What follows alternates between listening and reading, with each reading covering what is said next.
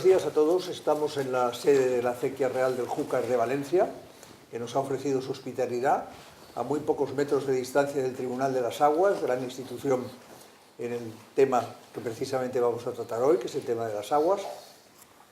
Y queremos abrir un debate sobre la importancia del agua al servicio del regadío y al servicio, por tanto, de la agricultura.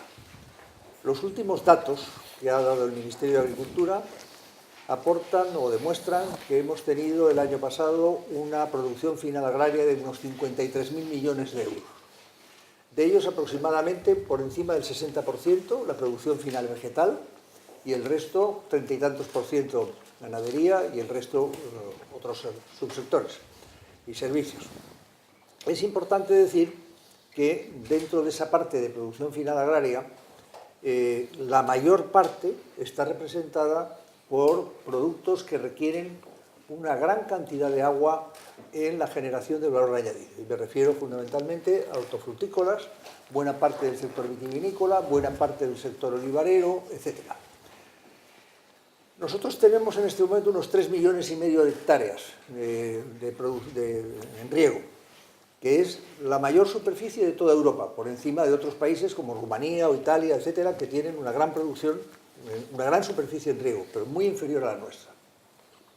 Y la nuestra, además, se caracteriza porque, siendo aproximadamente un 16-17% de la superficie agraria nacional, aporta casi el 50% de la producción final agraria, no llega, pero casi el 50%. Y una gran parte, una enorme parte, de la producción final vegetal. Por tanto, si no tuviéramos ese agua, si no tuviéramos esos regadíos, la producción final agraria española, que tiene hoy la importancia que todo el mundo sabe que tiene, sería escasísima.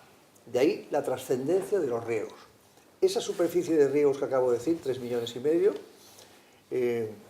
hasta hace 40 años se originaban básicamente por inversiones públicas. Desde hace 40 años empezó a empujar los regadíos privados, han ido creciendo grandemente, y gracias a eso hoy, como digo, somos el primer país productor en hectáreas de riego de Europa y además el tercero del mundo en agricultura, en regadíos tecnificados. Por tanto, estamos avanzando exactamente en la buena dirección. Y el agua consume aproximadamente, el agua para riego, en términos mundiales se lleva el 70% del agua que se utiliza, en España algo menos, pero hay que decir que es un recurso escaso y cada vez más escaso. Es decir, en términos de metros cúbicos por habitante y año, vamos viendo cómo se va produciendo una reducción a nivel mundial y también a nivel nacional, lo cual plantea otro tipo de problemas, como por ejemplo las guerras del agua a nivel mundial.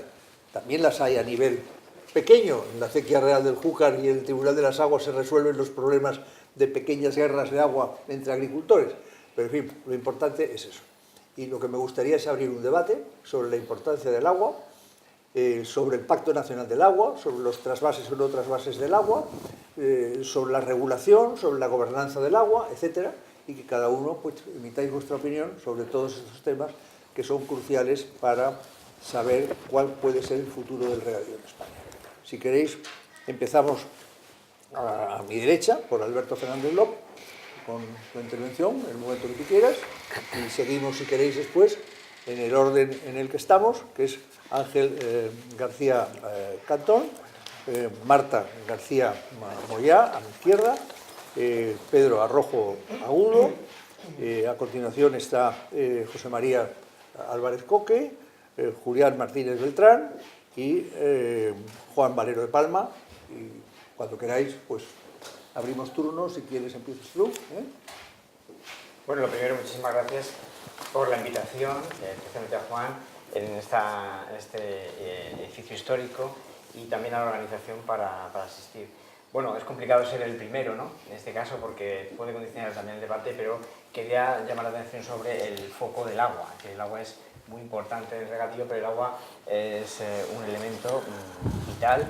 La Directiva Marco del Agua es el paraguas que nos rige para la sostenibilidad del uso del recurso y, especialmente en España, el principal usuario, según el último informe de revisión de los planes hidrológicos de Cuenca en el año 2018, en datos de 2017, es la agricultura que consume más del 79% del total de las demandas agrarias en este país. Dicho esto, pues también el principal usuario, evidentemente, es el regadío, con una serie de beneficios que supongo que durante todo este discurso se irán promoviendo y que realmente son importantes, ¿no? Evidentemente el regadío necesita una mejora, lo mismo que cualquier sector de la sociedad, y estamos en WWF de acuerdo con que exista esa mejora y evidentemente va a tener una serie de beneficios. Lo que pasa es que si son fondos públicos los que van a hacer apoya esa mejora, pues necesitamos la sociedad de tener un retorno, seguir las reglas de juego de la legislación, de la normativa, y tener en cuenta también que el agua es necesaria para el mantenimiento de los ecosistemas acuáticos, y tenemos un mandato de la Unión Europea de mejorar su estado como garantía nuestra de calidad y de cantidad para ahora y para las generaciones futuras. También hay que ver que el cambio climático nos está haciendo plantear muy grandemente cómo vamos a usar el agua en el regadío, porque los recursos son cada vez más limitados y evidentemente hay que pensar bien cómo hacerlo sin afectar a los objetivos de la planificación hidrológica y de la Directiva Marco del Agua. En ese sentido, bueno, pues me gustaría destacar algunos requerimientos, ¿no?, que tendría que tener este proceso de mejora, ¿no? Y evidentemente de dejar muy claro que la eficiencia es muy importante en todos los procesos y en el uso del agua también. También es muy importante remarcar la gran diferencia que hay entre eficiencia del agua y eficiencia en el regadío. La eficiencia del agua es la capacidad que tengo yo de enviar agua por transmisión, por conducción, lo más eficazmente posible, que llegue toda la que envío lo más posible, evitar las fugas. Pero ese concepto es radicalmente distinto del concepto de eficiencia en el regadío, que es un concepto un poco más cerrado, ¿no? Es decir, cuanta más agua de la que me envían pues soy capaz de aprovechar, más capacidad de evapotranspiración, de producción tengo en relación con lo que me envían. Entonces, la consecuencia directa de ese aumento de eficiencia es una reducción de retornos que afecta a otros usos, aguas abajo, a los caudales ecológicos, que hay que tenerlos en cuenta. Es muy importante tener claro esa valoración. Es decir, la gran responsabilidad que tenemos en la sociedad es de mejorar, ayudar, sobre todo en zonas estratégicas en las que el regadío es la única alternativa económica, pero teniendo en cuenta que tiene que haber un control, una gobernanza que esté viendo qué es lo que está pasando. Pedir cuentas a ese regadío modernizado de qué es lo que está pasando con esa falta de retornos, ese aumento de evapotranspiración derivado del aumento de la eficiencia. Y todo eso tiene que contemplarse en el marco de las planificaciones hidrológicas, que es donde se establecen las demandas y sobre todo los recursos disponibles. En ese sentido, creo que también es muy importante que desde el sector de regadío se separe radicalmente lo que es el concepto de la problemática económica, socioeconómica, de rendimientos y de producciones del tema del agua, que tiene que tratarse con una estrategia distinta porque son reglas del juego muy diferentes. Si queremos hablar de qué es lo que está pasando con el agua, cuánto tenemos, cuánto es disponible, a quién le vamos a dar el agua, todo eso es algo diferente de lo que ocurre luego con la comercialización de productos en una economía agraria cada vez más mundializada, más tecnificada y que tiene que tener otras reglas del juego que no tienen que ver con el agua. Es decir, que el agua no debe pagar otros ciertos desajustes que ocurren en el mundo del regadío. En este sentido, pues bueno, es complicado juntar o unir estos dos desafíos. Yo creo que la tecnología está poniendo en nuestras manos muchísimas herramientas para poder hacer un uso de la gestión del agua, un cálculo del impacto que tiene el regadío sobre las cuencas y al revés, cuáles son las necesidades.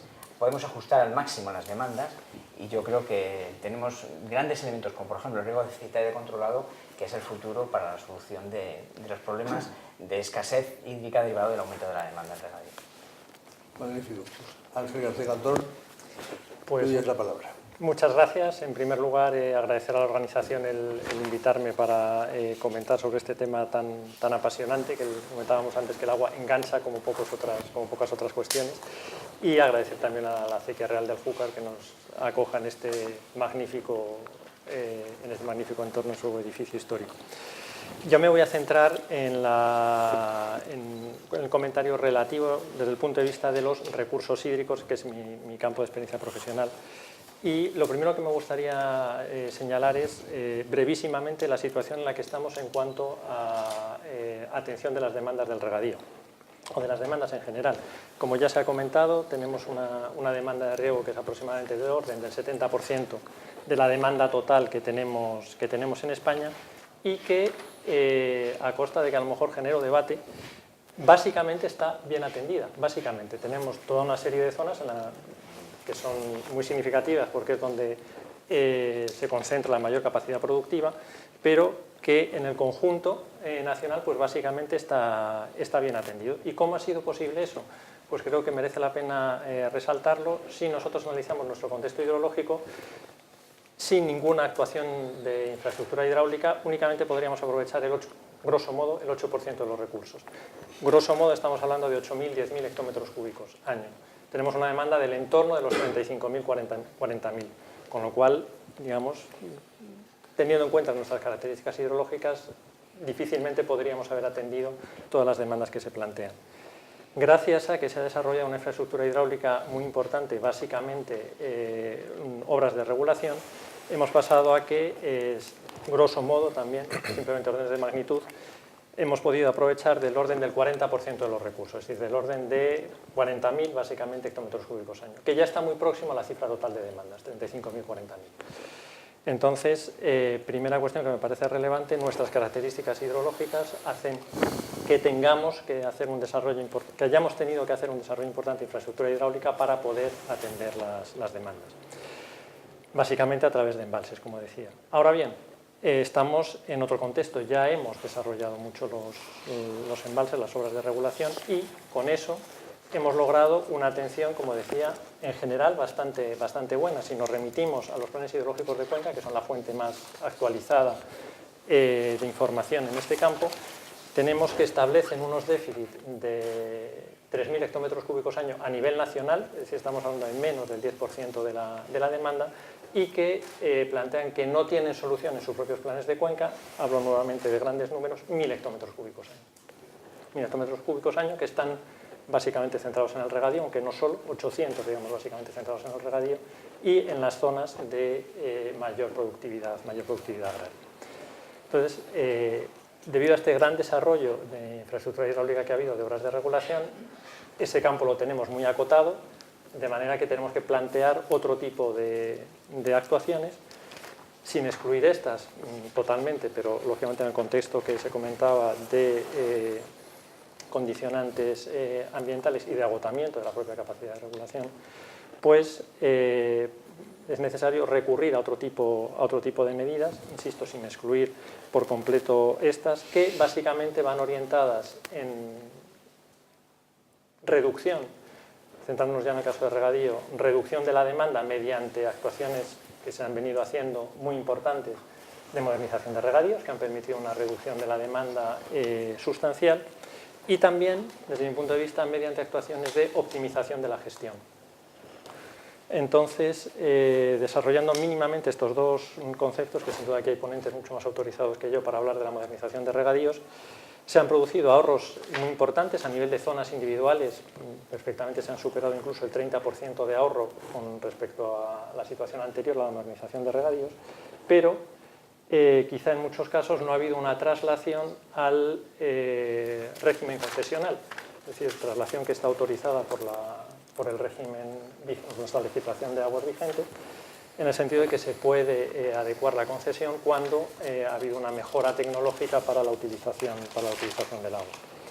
En segundo lugar, esta modernización de regadíos lleva aparejada una cuestión que, nuevamente a riesgo de generar debate, está íntimamente ligada con la sostenibilidad. Sin duda estamos, desde el punto de vista del agua, introduciendo una mejora en la sostenibilidad, pero también podemos introducir complicaciones desde el punto de vista de la sostenibilidad económica. Es decir, nos va a implicar una mayor demanda de energía, y la demanda de energía implica un incremento del coste sustancial al que hay que hacer frente en las explotaciones agrarias. Y implica también una demanda de tecnología, como muy bien decía antes Jaime Lamo, que estamos muy bien posicionados a nivel mundial, pero que implica también una necesidad de reestructuración y de modernización de las comunidades de regantes. Ya no vale el sistema tradicional de distribución, en todos los casos vamos a tener un sistema de riego tecnificado, una conexión con sistemas en tiempo real para estimar demandas de riego, etcétera, etcétera, que demandan una tecnificación también del usuario. Y, por otra parte, estamos también en un contexto de cambio climático. Como ya se ha señalado, el cambio climático que con todas las incertidumbres, que son muchísimas, dependiendo de los modelos de circulación que empleemos, podemos estar en predicciones de hasta incremento de recursos hídricos, hasta reducción del 50-60% de recursos hídricos, pero sin duda la mayor parte de ellos indican una tendencia a la reducción. Después podemos hablar más en profundidad de esto, que nos obliga a ser muy cuidadosos en todas estas cuestiones de tratar de optimizar la gestión y de minimizar la demanda. Entonces, con optimizar la gestión me refiero, y termino ya, me refiero a que hoy en día no podemos centrarnos ya en si hay unas fuentes de recursos buenas y unas fuentes desde mi punto de vista, unas fuentes de recursos buenas, unas fuentes de recursos malas, sino que hay que integrar absolutamente todas las fuentes de recursos disponibles que tengamos, recursos convencionales y recursos no convencionales. Y esto, integración, implica, por una parte, uso de todas las infraestructuras, es decir, a un sistema único, a un sistema global de aprovechamiento del agua, e implica, además de la necesidad de tener estas conexiones, implica también una necesidad de cambios legislativos profundos. Es decir, por ejemplo, en lo que se refiere al régimen tarifario, actualmente nuestro régimen tarifario está concebido desde el punto de vista de asociación de usuario, o sea, beneficiario de una actuación, y esa actuación, repercusión de costes de esa actuación en el beneficiario. Si pasamos a una perspectiva unitaria, eso ya desaparecería, digamos, tendríamos una repercusión de los costes globales en el sistema global, en los usuarios globales, de manera que sería necesario reconducir y reestructurar ese sistema tarifario con cambios, como digo, normativos que no serían despreciables. Y creo que me he excedido ya incluso en el tiempo, con lo cual me callo, pero creo que es importante esos retos de futuro de todo lo asociado a la modernización de regadíos, las inversiones que siguen siendo cuantiosas para ello, y la cuestión de integración en la gestión de los sistemas de agua. Muchas gracias. Pues pasamos a Marta García Moyá, de la Universidad Politécnica de Valencia. Muchas Adelante, gracias. Marta. Bueno, gracias a los organizadores y gracias también a la Acequia Real por acogernos.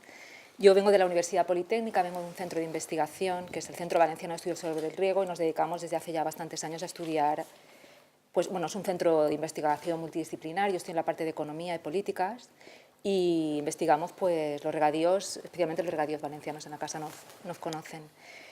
Últimamente lo que hemos hecho es evaluar un poco el resultado de las políticas de modernización en la zona, ¿no? Y bueno, hemos encontrado cosas interesantes. Por ejemplo, lo más importante es que sí que se reduce las aportaciones, o sea, sí que se produce un ahorro real. También se ha producido un ahorro en los regadíos que riegan con aguas, o sea, que riegan por gravedad, no solamente en los regadíos que riegan con riego localizado. Se ha producido un incremento de los costes del riego por metro cúbico. En algunos casos este incremento se ha compensado con las reducciones de consumo, con lo cual el coste por hectárea incluso ha disminuido, pero no siempre. ¿Qué es lo que ocurre con los costes de cultivo y los beneficios? Pues eso no lo sabemos, no hemos alcanzado a saberlo, ¿no? Si realmente la modernización ha tenido un efecto positivo o negativo sobre los costes de cultivo y sobre los beneficios. Lo que sí que hemos visto que en algunas entidades, no en todas, a pesar de las ayudas públicas que son bastante importantes para la modernización, pues hay cierto endeudamiento. Esto, junto con el abandono de explotaciones que se produce especialmente en la zona citrícola, pues les preocupa a estas comunidades de regantes porque puede ser que genere problemas en el futuro. En cuanto al efecto rebote, que sabéis que últimamente ha habido alguna controversia con este efecto, nosotros pensamos que aquí en la Comunidad Valenciana no se produce, no solo nosotros, otros autores, incluso desde la Confederación Hidrográfica del Júcar también, porque para que se produzca el efecto rebote tiene que haber unos factores contextuales que lo provoquen, ¿no? O aumenta la superficie de regadío o cambiamos a cultivos que tengan más evapotranspiración. En principio aquí no se producen cambios de cultivos por la modernización, salvo en algún caso concreto, que sí, en alguna pequeña comunidad de regantes, que sí que puede ocurrir, y tampoco aumenta la superficie de riego, al revés, ¿no? Parece que la superficie de riego más o menos se mantiene en la Comunidad Valenciana, últimamente en torno a las 330.000 hectáreas, Eso esconde una variabilidad porque en la zona citrícola la superficie está disminuyendo, el abandono por la situación del mercado de los cítricos, y sin embargo en el interior la superficie de riego está aumentando, pero en conjunto es bastante estable. Por eso pensamos que el efecto rebote no se produce. Lo que nosotros opinamos es que la modernización, que básicamente aquí en la Comunidad Valenciana ha sido un sinónimo de instalación de riego por goteo, pues... debería ser algo más, o sea, no solamente cambio de infraestructuras, sino que debería abarcar otras cosas, como por ejemplo cambios institucionales, como por ejemplo la formación de los agricultores, la formación en las comunidades regantes, que consideramos que ha sido un poco abandonada y que es importante. El centro donde yo estoy está participando junto con la Generalitat Valenciana en la redacción del nuevo plan de modernización, y lo está haciendo de una forma muy participativa. O sea, hemos visitado pues, casi todas las comarcas, se han hecho muchas entrevistas y además muchas reuniones con agricultores. Y una de las cosas que demandan, además de que demandan seguir con el proceso de modernizador, que ha sido muy importante en la Comunidad Valenciana, pero que se paró durante la crisis, ahora se está volviendo a retomar, pues aparte de los cambios en las infraestructuras, de tener nuevas infraestructuras más modernas, el utilizar energías alternativas para bajar los costes del riego, que son muy importantes, sobre todo en los regadíos que utilizan aguas subterráneas, pues demandan también otros cambios, otras mejoras que no sean solamente institucionales. O sea, la modernización, en nuestra opinión, debería abarcar un abanico más amplio de acciones que incluyeran la gestión, cambios normativos y cambios en la formación de los agricultores y de los gestores del agua. Y bueno, básicamente eso es lo que os quería contar. Pues, muchísimas gracias. Pasamos a Pedro Arrojo Agudo, diputado por Zaragoza, ¿no? Sí. Del Grupo Podemos. Adelante, tienes la palabra. Bueno, gracias ante todo, como me han antecedido también. Es un honor y un placer estar con todos ustedes en un lugar tan emblemático. Yo creo que hay una cuestión en el debate que es fundamental, se ha introducido ya, y es el nuevo contexto en el que tenemos que pensar y desarrollar la planificación hidrológica, que es el contexto de cambio climático. Esto ahora ya no es debate, ya se ha aceptado. Y fíjense, hay una cuestión fundamental. Hay una obligación legal europea, y ya no es solo de buenas políticas, sino de obligación legal de introducir el principio de precaución. El principio de precaución lo que hace no es prever cosas seguras, sino gestionar riesgos bajo incertidumbre. Luego, la incertidumbre ya no es pretexto. Hay que recoger el abanico de incertidumbres y colocarse en el lado pesimista, pero no por ser pesimista, sino por ser prudente. Es decir, es obligación legal prepararnos para lo que de manera plausible se prevé como posible y en el lado, ya digo, pesimista. ¿Qué dice el CEDEX al respecto? Hemos tenido durante 6 meses un debate profundo en la Comisión de Agua y Cambio Climático del Congreso. Al final se ha llegado a un dictamen por mayoría, con votos particulares del Partido Popular y de Ciudadanos, pero ahí tienen abundante literatura, 30 expertos y expertas. ¿Qué viene a decir el CEDEX en sus informes? Pues miren, prepárense en una perspectiva pesimista que se está cumpliendo, porque no se están cumpliendo los acuerdos de París, es decir, nos avisan, prepárense para que si no se cumplen los acuerdos de París, dentro de la incertidumbre hay bastante consistencia en las previsiones, sobre todo si se mete el largo plazo, de finales de siglo, de una media de 24% menos de recursos hídricos en escorrentía. Y no tanto por disminución de pluviometría, que también, sino por aumento de evapotranspiración de las masas vegetales a mayores temperaturas. Prepárense para una media del 24%, que puede llegar a ser el 30 y el 40% justo en las zonas más sensibles mediterráneas. Luego, entonces, eso es lo primero. Lo segundo, incremento de la variabilidad climática. Es decir, la lluvia va a llegar más concentrada en eventos bruscos, en tormentas, gotas frías, va a haber sequías más prolongadas y agudas. Ese es el escenario al que tenemos que preparar nuestra planificación. Cuando se dice esto, en el Congreso y en todas partes surge inmediatamente la idea de decir, bueno, pues entonces lancemos una nueva oleada de grandes presas y de grandes trasvases. Cuidado, que yo no estoy cuestionando lo ya hecho, cuidado. Estoy diciendo qué hacemos de cara al futuro. Y ahí ya se nos ha dicho, nos lo ha dicho Ángel. En economía decimos cuando se desarrolla un proceso de avance, se van produciendo costes marginales crecientes y beneficios marginales crecientes. Es decir, el siguiente paso cuesta más y rinde menos. Entonces nosotros somos una economía y un país hidráulicamente muy maduro, porque hemos desarrollado enormes esfuerzos de grandes infraestructuras hidráulicas.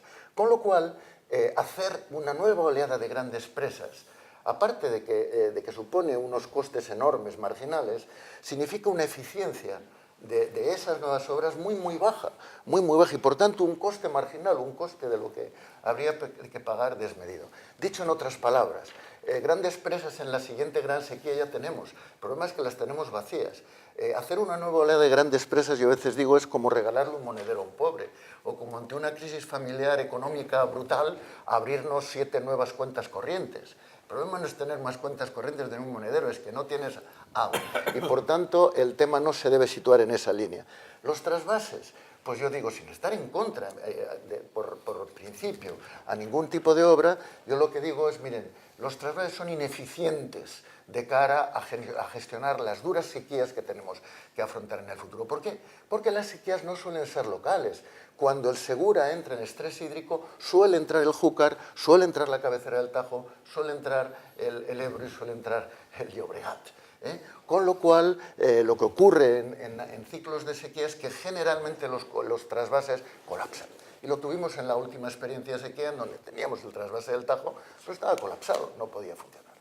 Bien, en ese sentido, entonces, ¿hacia dónde tenemos que dirigir? Digo, sin descartar nada. Yo, por ejemplo, entre infraestructuras, creo que es fundamental en grandes sistemas que adolecen de lo que voy a decir, desarrollar más la regulación en tránsito, para no solo aumentar la eficiencia del sistema en su conjunto, sino poder pasar del riego a turno al riego a la demanda, que es fundamental para el relevo generacional, etcétera, etcétera. Pero dicho eso, que no es dogmático, yo digo, yo no estoy en contra de las presas ni de los trasvases, como no estoy en contra de los aeropuertos o de las autopistas, pero estoy en contra de las autopistas sin coches, de los aeropuertos sin aviones y de las presas y de los trasvases sin agua.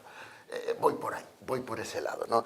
¿Qué hay que hacer entonces? Y sintetizo ya las opciones que en el propio documento, el dictamen del Congreso se votó por mayoría.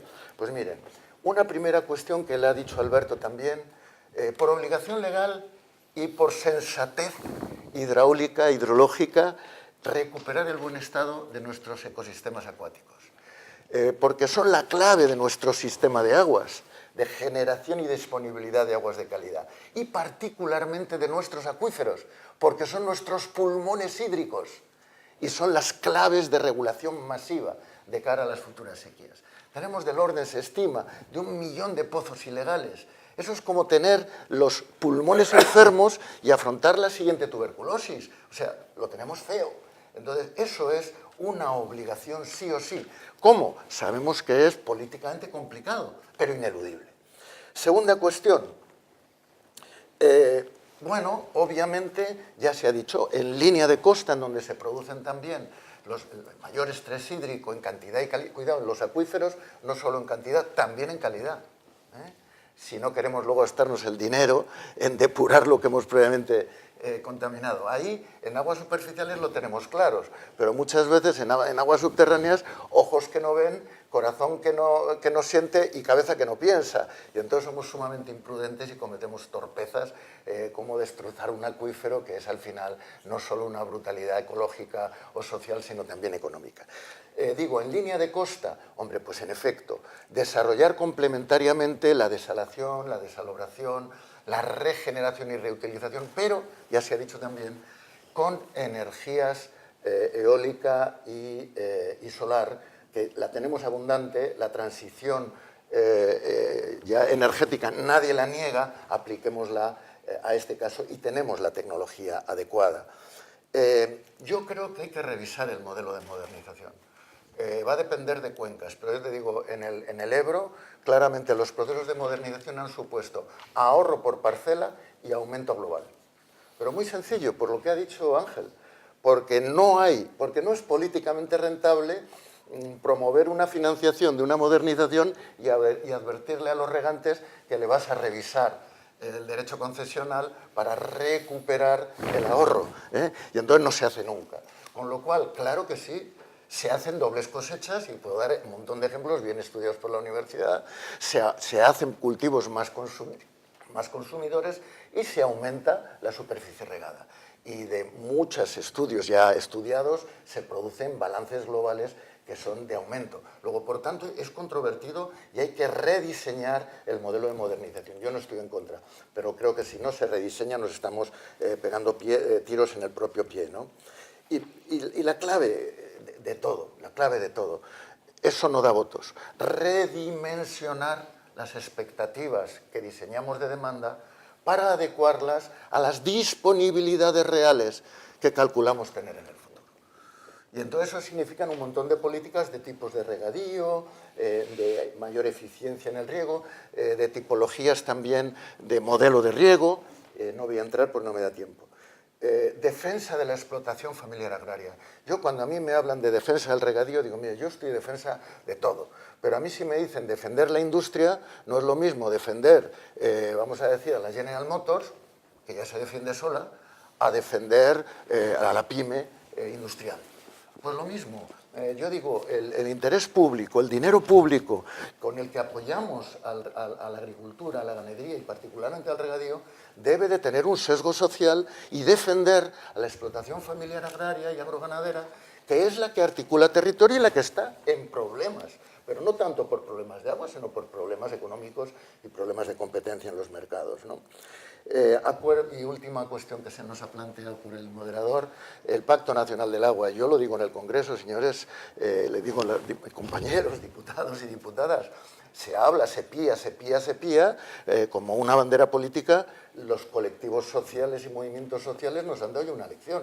Tenemos un documento, el Acuerdo Social del Agua, aprobado por cerca de un centenar de organizaciones sociales, que incluyen sindicatos, que incluyen organizaciones de regantes, pequeños regantes, huertas, vegas, y que incluyen sectores ciudadanos que también son usuarios del agua y también, digamos, responsables del patrimonio hídrico nacional. Luego tenemos una propuesta muy concreta, se ha llevado al Congreso, se ha presentado, nuestro grupo parlamentario en particular lo apoya, otros se puede debatir, se puede mejorar, se puede negociar, pero tenemos una propuesta muy concreta sobre la mesa. Muchas gracias, Pedro. Tiene ahora la palabra José María García Álvarez Coque, catedrático de Economía de la Universidad Politécnica de Valdecir. Muchas gracias. Quiero también agradecer pues, la posibilidad de compartir este think tank en la Acequia Real del Júcar, que creo que debe ser mejor conocida por los propios valencianos, que es una institución relevante, como también las instituciones pues, que históricamente pues, se han desarrollado en este ámbito territorial, como puede ser también el Tribunal de las Aguas, y creo que son un ejemplo también, y me refiero en el caso concreto de la Huerta de Valencia, el Tribunal de las Aguas, de cómo una situación climáticamente adversa o donde posiblemente no había potencial para una producción hortofrutícola de proximidad periurbana para atender una población importante en las zonas metropolitanas, bueno, pues cómo se han resuelto estos conflictos, y también nos da una muestra de cómo la solución de los conflictos no es una solución puramente tecnológica, que la es, o sea, hay que meter mucha tecnología en esto, sino también es una solución de orden institucional y también cultural. Por tanto, no tenemos solo que modificar, no es solo el conocimiento tecnológico lo que nos va a llevar a la solución de esta escasez de agua en el planeta y territorial, sino también un diseño adecuado de instituciones y una participación, que el Tribunal de las Aguas nos muestra que la participación, de cierta medida, de abajo a arriba, esa participación de los propios usuarios y las comunidades regantes también nos muestran este aspecto, bueno, pues cómo se han resuelto estos problemas, pero cultural también, cultural y en cuanto no solo el usuario, el consumidor de agua, de grifo, sino el propio usuario agrícola, o sea, poder saber cómo utilizar y tener las tecnologías adecuadas para una utilización. En la que yo no solo utilizaría la palabra racional, utilización racional, sino ya incorporar más adjetivos, quizás racional, sostenible, teniendo en cuenta lo que serían las repercusiones a medio plazo y a largo plazo de esta utilización. Por lo tanto, hay un elemento educativo muy importante. Quiero también comentar que el agua es un fruto de conflictos.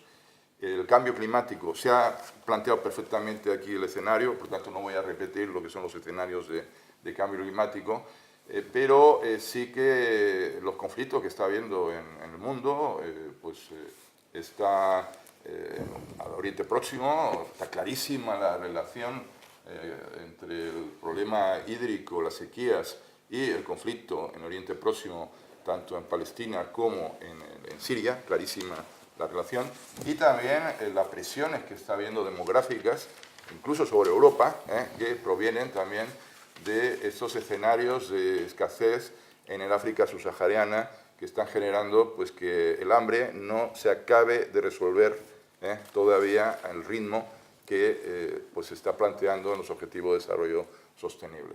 En ese sentido, estamos hablando de un problema global y la solución tiene que ser tecnológica a nivel local, puede ser, pero cultural a nivel global. Y por tanto, ese elemento cultural tenemos que plantearlo también en una visión global del problema. A nivel de ya más próximo a nuestro contexto, el contexto, podríamos decir, mediterráneo, el contexto español y también mediterráneo valenciano, hay que pensar también en el mercado, ¿no? O sea, hacia dónde van las perspectivas de mercado. Y, por ejemplo, si vemos el caso citrícola, observamos que, bueno, quizás sea un poco polémico decir que quizás estemos produciendo demasiadas toneladas. Creo que en esto hay incluso un consenso, ¿no? Que quizás estamos produciendo demasiado.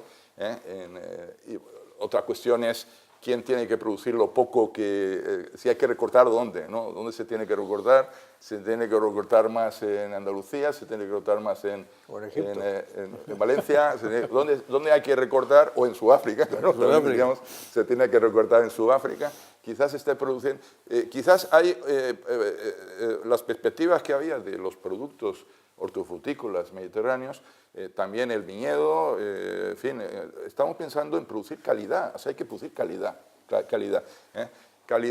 Y cuando hablamos de producir calidad y no cantidad, entonces estamos hablando de que a lo mejor tenemos que incorporar ese concepto de uso del agua al concepto de calidad, donde no van a ser los litros consumidos, las productividades o los máximos técnicos, el objetivo. Sí que hay otro problema, evidentemente, es que menos hectáreas de mayor productividad, que eso estamos viendo, van asociadas también a un problema de abandono que está ocurriendo, y por tanto también es una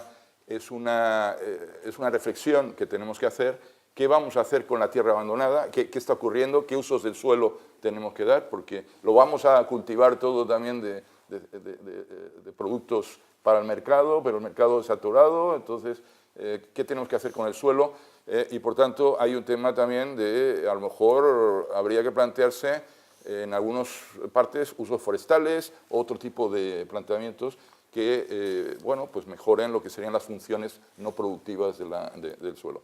Bien, a nivel local sí que quiero también poner en valor un hecho legislativo que creo que hay que señalar, se publicó ayer en la Ley de Estructuras Agrarias de la Comunidad Valenciana.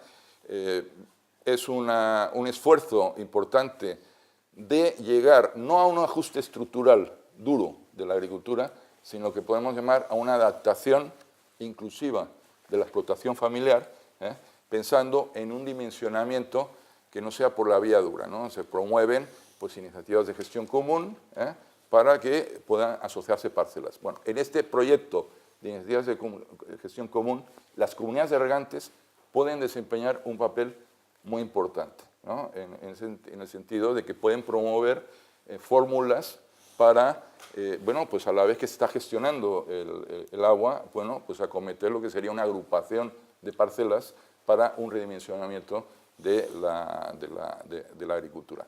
Y luego hay otro aspecto, que hay un capítulo relacionado con el uso del agua, el aprovechamiento del agua, y sí que se incorporan, sin perder la idea de defender una modernización. Por tanto, hacen falta obras, harán falta balsas, no, a lo mejor no embalses, sino balsas, en fin, hay que situarlo en ese contexto.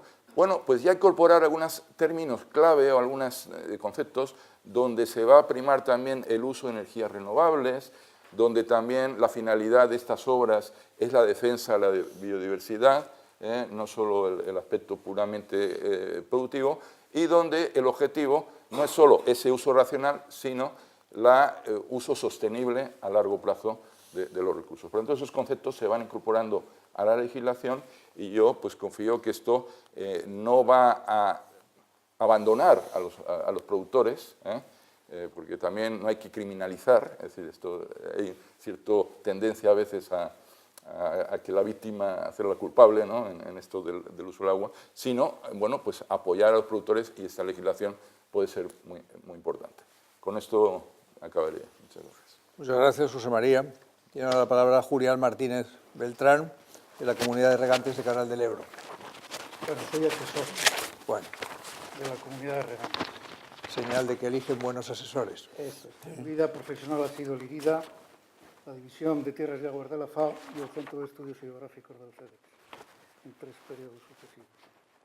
Bueno, yo voy a hablar de regadíos, por el tiempo. Tenía una cosa sobre inundaciones, pero la dejo por el tiempo. Me adhiero a las gratitudes que han hecho mis compañeros de debate, pero en particular yo estoy muy agradecido de estar en la Acequia Real del Júcar, en su sede, por primera vez, a pesar de que he trabajado con ellos en el campo, pero nunca había estado en la sede y me ha impresionado. Bueno, de regadíos voy a hablar de 2 temas que me preocupan, que son la terminación de las grandes zonas regables, que están durante años en proceso de transformación, y de la modernización de regadíos. La importancia del regadío a nivel, ahora trabajo mucho a escala de zonas regables. Para completar los datos de la importancia del regadío que ha dicho el señor Lamo de Espinosa a escala global de España, yo voy a retocar el delta del Ebro. En el delta del Ebro, en unas 21.000, 22.000 hectáreas de arrozal, se producen 134.000 de media tonelada de arroz cada año, que suponen 40 millones de euros de producción final, estimada en euros solo del arrozal, sin contar lo que tiene la industria asociada al arroz, que son las plantas de tratado del grano del arroz y la comercialización y todos los servicios de medio de producción que tienen asociados. Esta cifra es ya a escala de una zona regable de unas 25.000 hectáreas que complementa el dato global de España. El segundo aspecto es el asiento de población en el mundo rural, que es un problema, la despoblación del mundo rural, un problema de primer orden en España. En el delta hay 9.500 regantes, con sus familias, con empleados, con la comunidad de regantes que tiene un servicio técnico, con la gente que trabaja en la industria, con todos los servicios que decía de medios de producción, los habitantes de Tortosa, de Deltebre, de Sant Jaume d'Enveja, de todos estos sitios en el delta, si no hubiera el cultivo del arrozal estarían en Barcelona o en Tarragona. Entonces, son datos concretos ya de una zona regable que además es emblemática, porque está unida a una zona de gran interés ecológico. Pero también el regadío del delta, del arrozal, tiene, a mi modo de ver, dos impactos económicos, ambientales, importantes, con unas cifras con las que desmiento cantidad de informaciones que leo en los periódicos. El arrozal es un filtro del nitrato que viene en el agua del Ebro, con la que riegan las dos hemideltas del Ebro. Aproximadamente entre el 50 y el 90% de los nitratos que aporta el agua de riego del Ebro son consumidos por el arrozal, según las distintas fases del arrozal. Con lo cual, el agua que se va del Ebro con los dos canales que salen del Azuz de Cherta, la mitad del agua vuelve a las bahías y al mar, pero con un agua depurada. Y podía ser más depurada sin contar, evidentemente, los nitratos que aportan los fertilizantes los regantes. Es una fertilización, es una depuración de agua gratuita, la pagan los regantes, no hay subvenciones de nadie. Y entonces quiero destacar eso, y quiero destacar la importancia de ese regadío en la conservación de la calidad de las tierras. Si no hubiera regadío, habría intrusión de agua salina del final del río Ebro dentro del delta, y si no hubiera regadío, habría subida de sales del acuífero y el delta sería una marisma. Ese efecto ambiental del regadío, en otra zona emblemática, que son los arrozales de la Albufera de Valencia, los arrozales depuran casi el 50% del fósforo que llega en las aguas de riego. Y todavía es más, en uno de los 4 regadíos adscritos a la Albufera, que es la Acequia del Oro, donde se riega con agua regenerada, que ya baja muchísimo, mejora muchísimo la calidad, el agua de Pinedo, y luego el arrozal completa el fósforo. La depuración todavía sería mejor con una labor de concienciación de los regantes para que tengan en cuenta ese nitrógeno y fósforo que les llega en el agua de riego para descontarlo de su fertilización. Con eso todavía la depuración y la mejora de la calidad del agua del lago de la Albufera respecto al fósforo sería mucho más importante.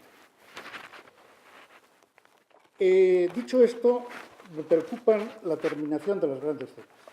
Las grandes zonas regables de interés nacional, como son los Payuelos y la Armuña en el Duero, Bardenas 2, Monegros 2 en el Ebro y la zona centro de Extremadura de Guadiana, llevan eternizándose su culminación por diferentes problemas. Para mí el fundamental es una falta de política de fomento del regadío. Creo que ha habido también en esto una situación no favorable, que ha sido la transferencia a las comunidades autónomas de la competencia del regadío en las grandes zonas regables. El regante se enfrenta o tiene que tratar con 2 administraciones en el sector agrario para terminar sus obras, la autonómica y la del Estado. Creo que la situación que esa transferencia nunca se debería haber hecho. La de políticas de grandes zonas. Los objetivos ambientales y la falta de regulación de recursos hídricos, que todavía para terminarla es otro de los impedimentos. Y ese impedimento de determinar grandes zonas hace que la rentabilidad de la gran infraestructura hidráulica que se ha hecho, como fue la presa de Riaño en Los Payuelos, como son algunas de las presas en el Valle del Ebro, pues la rentabilidad no se está consiguiendo por demora sine die de la transformación ya de sectores, que no son nuevos regadíos, son sectores de zonas ya declaradas de interés nacional. La modernización de regadíos.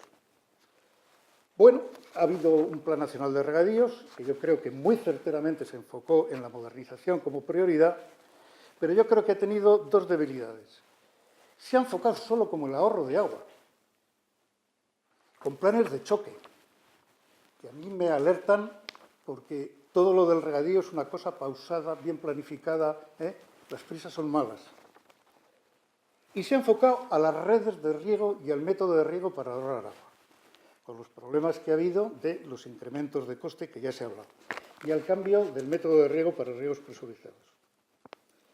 Pero es que la modernización de regadíos, en mi opinión, tiene unos efectos favorables mucho más allá del ahorro de agua, que desde luego lo es, como es la consolidación de regadíos que antes no tenían la suficiente agua. Eso que hablan de que pasan a cultivos que necesitan más aguas. Hay regadíos, como son los regadíos de Bardenas, de la primera parte de las Bardenas, en Navarra y Zaragoza, en que se ha estado cultivando de cebada porque no había agua, que para dar unos riegos de apoyo en primavera. Al haber más agua con el ahorro de regadíos, se pasa ya a cultivos realmente de regadíos. La cebada de primavera no es un cultivo de regadío, mejora con el regadío, pero es un cultivo secano. Ha habido esa consolidación. Y hay una cosa importantísima que la población del medio urbano tiene que saber. La modernización de regadíos ha supuesto un confort para los regantes y para las comunidades de regantes, para la organización del riego, en no tener que ir con una azada a las 6 de la mañana que le llega a uno el turno del agua, como era antes en muchos regadíos. Tienen ya un confort, que es un trabajo que se parece más al trabajo de la gente del medio urbano. Y ha tenido unos efectos ambientales que yo solo doy datos de zonas en donde se han evaluado.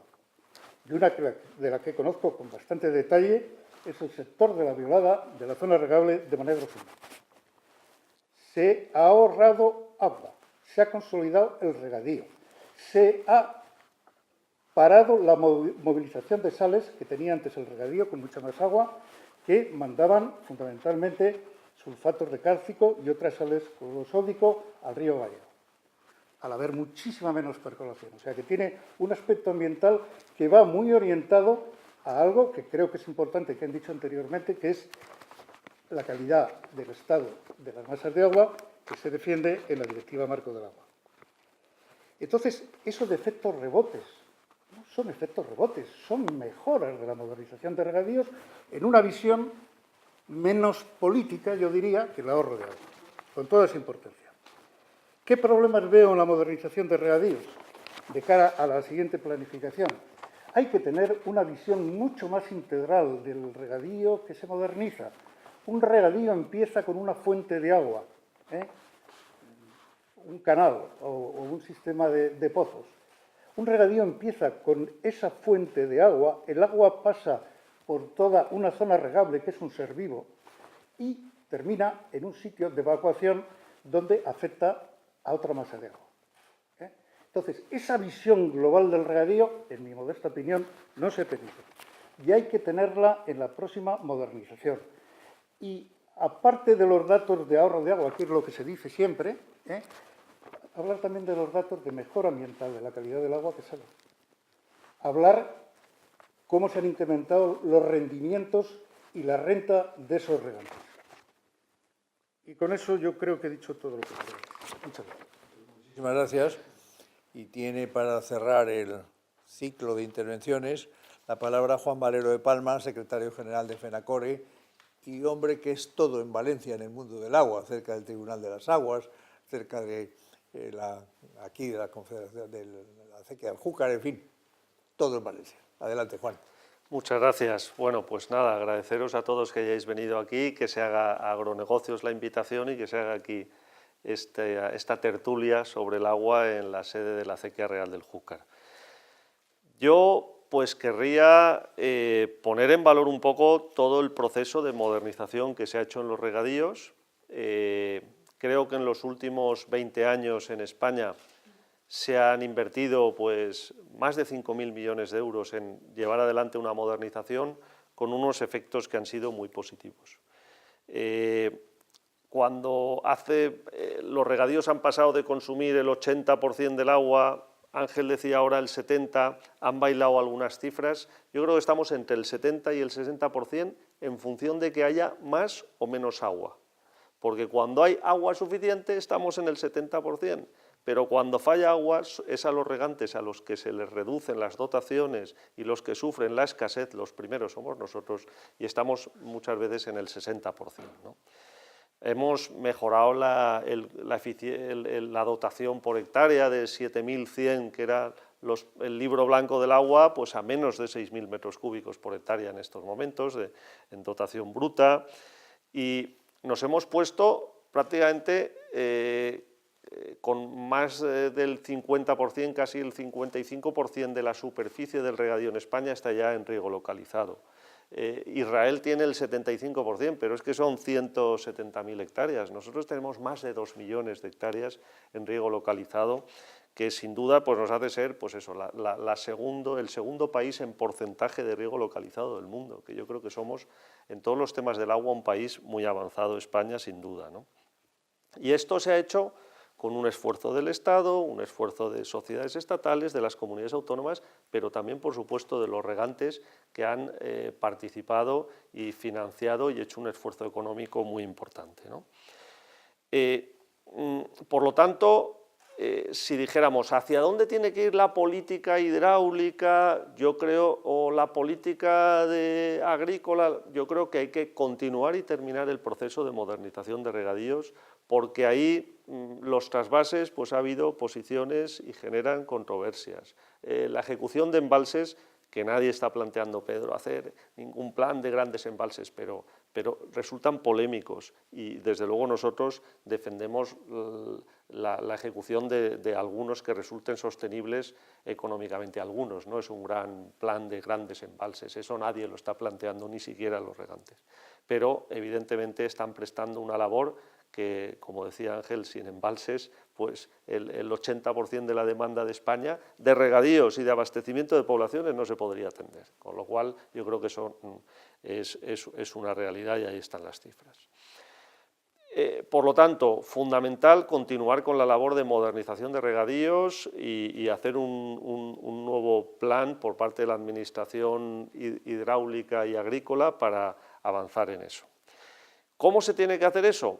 Pues yo creo que encontrando esa armonización entre, que es el gran reto que tenemos ahora, cómo armonizar las demandas actuales del agua con conseguir el buen estado de las masas de agua, conseguir ese respeto al medio ambiente. Y vamos, yo en eso quiero poner encima de la mesa el ejemplo de los regantes españoles. Es que cuando se ha hecho ya una transición ecológica muy importante, antes de que hubiera un ministerio de transición ecológica, hemos hecho una transición ecológica en el mundo del agua muy importante, hemos aprobado cientos de caudales ecológicos en España, y eso, el aprobar un caudal ecológico mínimo que era necesario en muchos sitios en España, eso no le ha perjudicado o le ha causado menos garantías, menos dotación y menos recursos a los regantes de España. Y todos los regantes de España, perdiendo garantías, perdiendo disponibilidad, sabiendo que se van a reducir sus dotaciones en la próxima sequía, hemos aprobado en los planes hidrológicos el establecimiento de los caudales ecológicos. Por lo tanto, yo lo que creo es que no sé, que desde las ONGs y los sectores ambientales lo primero que tendría que haber es un reconocimiento a los regantes españoles por cómo han colaborado al medio ambiente. Porque defender el medio ambiente cuando no tiene ningún coste para ti, o defender una cosa de interés general cuando tú no tienes ningún perjuicio, el medio ambiente que cuesta dinero, cuando a la gente le cuesta dinero empiezan a defenderlo con menos ardor. Y aquí los que sufrimos esa pérdida de garantía y de recursos somos los regantes y hemos dado un comportamiento ejemplar. Y por eso, sin recursos, sin reclamaciones de indemnizaciones, sin plantear ninguna conflictividad, se han aprobado todos los caudales ecológicos en toda la planificación hidrológica. Y al final hay que ir a ejemplos concretos, y estamos en la sede de la Acequia Real del Júcar. Se ha hecho la modernización de la Acequia Real, que está, digamos, al 60%. Hemos pasado de una dotación, un volumen máximo anual de 392 hectómetros cúbicos a 214. Se han reducido más de 180 hectómetros cúbicos el volumen anual de la Acequia Real del Júcar como consecuencia de la modernización. Y eso sí que ha tenido efectos en la reforma de la concesión. No hace falta, a veces se confunde que no se ha ahorrado agua porque no se ha modificado la concesión. ¿No? El agua se ahorra al día siguiente que se disminuyen las necesidades de ese regadío. Otra cosa distinta es que la Comisaría de Aguas y el trámite de reforma de la concesión, pues en el caso de la Acequia Real ha tardado 10 o 12 años en hacerse, pero el ahorro desde el primer día se produjo. Por lo tanto, una cosa es la España real y otra cosa es la España formal de los registros de aguas y de los cambios concesionales. No confundamos que si no hay revisión de la concesión no se ahorra agua. Eso se ahorra desde el día siguiente que en la comisión de desembalses se asigna menos volumen de agua y menos caudal a ese regadío concreto. En el caso de la acequia real del Júcar, encima hemos llegado a ese pacto, porque yo creo que tenemos que ser capaces, el regadío y el medio ambiente, que estamos vinculados y vincularnos todavía más y hacerlo expreso. Hemos llegado al acuerdo en el plan hidrológico del Júcar que todos los ahorros de los nuevos sectores que se pongan en marcha y que los ahorros que se generen vayan destinados a la albufera de Valencia, para mejorar ese volumen de agua a la albufera. Y eso está en el plan hidrológico, aceptado y consensuado por los regantes y pactado, digamos, con todas las organizaciones en el seno del plan hidrológico. Por lo tanto, una modernización de regadíos que ahorra recursos y que tiene una finalidad medioambiental clarísima. Porque es que además, el origen de la acequia real del Júcar es la propia, el origen de la albufera es la propia acequia real del Júcar, que en el siglo XVIII, con la época de Carlos III, con el duque de Híjar, se desarrollan la continuación y la ampliación de la acequia real, se empiezan a hacer aportes de agua dulce a la albufera y se transforma un lago, digamos, salado en una albufera que es el parque natural que todos conocemos ahora. Por lo tanto, qué mayor vinculación y qué mayor interés para la acequia real que continuar colaborando con la albufera, como hacen también el resto de regadíos de su entorno. Se ha hecho una modernización sin coste energético, es decir, utilizando el agua desde la presa de Tous y haciendo el riego por goteo sin gasto de energía y por lo tanto aprovechando el desnivel y la cota, que eso es fundamental en las modernizaciones de regadíos porque no se incrementa el consumo energético. Y se ha avanzado muchísimo, Pedro, en todos los temas y estamos en muchos proyectos europeos en FENACORE para utilizar, digamos, la energía solar en el regadío para no incrementar estos consumos.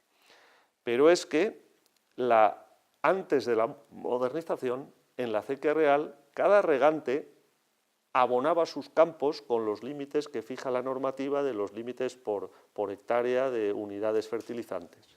Bueno, pues esos límites son muy inferiores en el goteo, pero es que ahora se está hecho con la fertilización comunitaria por los técnicos de la comunidad y sobre los límites establecidos hemos reducido el 35%. Es decir, se está mejorando la calidad del agua que llega además a la albufera porque se está utilizando un 35% menos de fertilizantes y además con una eficiencia mucho más alta que es la propia del riego por goteo.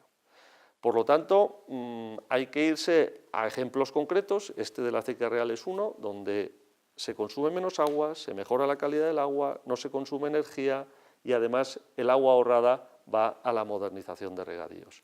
Pero así hay muchos otros ejemplos en España, ¿no? Por lo tanto, yo creo que los regadíos del siglo XXI tenemos que conseguir que seamos sostenibles económicamente, que mejoren los precios de las cosechas, que es el gran problema que tenemos ahora con el cítrico, etcétera, que seamos sostenibles y respetuosos y estemos vinculados con todos los temas ambientales, por supuesto, y para eso tenemos que hacer un uso eficiente del agua, un uso eficiente de los fertilizantes y de la energía, y incorporar un poco todo lo que son nuevas tecnologías y mejoras de gestión. Pero yo terminaría diciendo, como está aquí Alberto, que la modernización de regadíos es un buen negocio para la sociedad. Yo, antes de daros la palabra, me vais a permitir que haga una reflexión global, elevándome en algunos puntos y cayendo en otros. Voy a empezar por una reflexión mundial. Caminamos hacia los 10.000 millones de habitantes, según todas las estimaciones, para el año 2050, más o menos. Otros lo pronostican para más tarde, pero es igual, caminamos en esa dirección. Esa población va a necesitar ser alimentada. Hoy los alimentos que se producen en el mundo no son suficientes, por tanto hace falta más alimentos, para lo cual teóricamente necesitamos más tierras. Las tierras son las que hay desde el principio del mundo, poco más, podemos deforestar más o menos, pero en este momento estamos en etapas de no deforestación, y más aguas. Pero más aguas, las aguas que hay son las mismas que hay al principio de la humanidad. De la estratosfera no entra agua, y por tanto tenemos las que tenemos. Eso significa que tenemos un problema de cara al mundo futuro de tierras y aguas para producir muchos más alimentos. Y no sé si vamos a ser capaces, porque se está produciendo otro fenómeno, que es que a medida que la población mundial se va urbanizando, y no olvidemos que desde el año 2007 la población mundial por primera vez en la historia pasó de ser más urbana a ser más rural, se invirtieron los términos, esa población que pasa del mundo rural al mundo urbano pasa a ser enormemente consumidora de agua y además de alimentos con arreglo a los modelos occidentales. Me refiero hiper, super, etcétera, este tipo de organización alimentaria que no es la que hemos conocido, la que no se conocía en el mundo rural y la que no existe en el mundo rural chino en este momento, si queremos poner un ejemplo claro. Bueno, esto significa que el tema del agua se nos está convirtiendo, no solo a nivel español, sino a nivel mundial, en un tema absolutamente crucial. Yo he dicho muchas veces, referido a España, que la agricultura española sería de regadío o no sería. La agricultura española será de riego o no será. Y me voy convenciendo cada vez más en función de los estudios de un profesor a quien tú, Pedro, conocerás mucho, que es el profesor Burillo, de la Universidad de Teruel, sobre la despoblación, lo que él llama la serranía celtibérica y el problema de la llamada Laponia del Sur, de menos de 8 habitantes por kilómetro cuadrado, en donde se puede comprobar perfectamente que lo que se va despoblando es la agricultura de secano. Allí donde hay riego, la despoblación no existe. Al contrario, en cambio, donde hay secanos, la despoblación va progresando y el vaciamiento demográfico se nos está produciendo en España. Eso significa que tenemos que ser cada vez más cuidadosos con el regadío y mirarlo desde una perspectiva ya no solo la que relaciona el agua con la alimentación, sino la que relaciona el agua con la población, con la demografía, con la ocupación del territorio. Y a mí me parece que ese es un factor nuevo, del que se habla muy poco, pero del que me parece que vamos a tener que ir hablando progresivamente. Al lado de eso se han hecho aquí algunas consideraciones que me han suscitado algunas ideas. Se ha hablado del arroz. Bueno, el arroz hay que verlo en una perspectiva que no es solo la de la producción del alimento, es la producción del alimento en la cadena alimentaria. Y por tanto, empieza en la Albufera o empieza en el Ebro y termina en la gastronomía. Y hay una cadena, que es la cadena alimentaria, agricultura, industria agroalimentaria, distribución, consumo, gastronomía, que es una cadena que genera valor. Por tanto, tenemos que empezar a ver también muchos productos alimentarios, no solo de secano, sino de riego, en términos de valor de la cadena, no en términos de valor solamente del sector productivo agrario, porque se nos queda en un campo absolutamente estrecho. Hemos hablado también del tema de los embalses y de las cuencas y las interconexiones de cuencas. Es un tema muy problemático. Es evidente que hoy hacer una gran presa en España, aunque fuera absolutamente necesaria, sería prácticamente imposible. Por consiguiente, me parece que estamos hablando de algo que es un poco utópico. Pero no olvidemos que no hace muchos años el propio ministro Borrell hablaba de un programa de interconexión de cuencas que estuvo muy estudiado dentro del Ministerio, que sigue ahí, que yo sepa, pero que tenía parte de sentido y sus enormes dificultades. Luego, por tanto, es un tema que tendremos que enfocar.